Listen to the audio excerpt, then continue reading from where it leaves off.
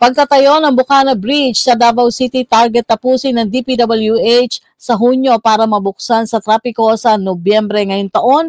Umaabante sa balita si Abante reporter Dexter Ganibe.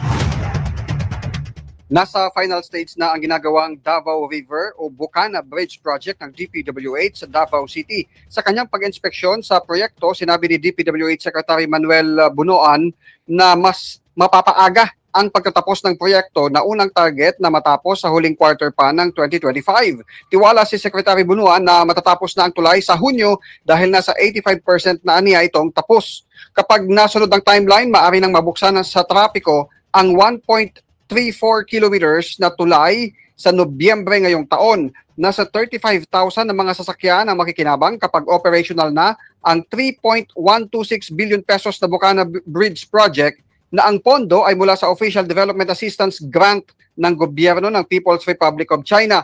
Ang tulay ang kokonekta sa Davao City Coastal Road para mabawasan ang matinding traffic sa mga main road palabas at papasok ng lungsod.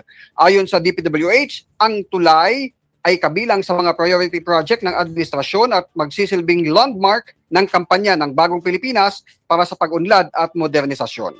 Ako si Dexter Ganibe ng Abante Radio. Ito ang Balitang Mabilis, mabangis at walang mintis.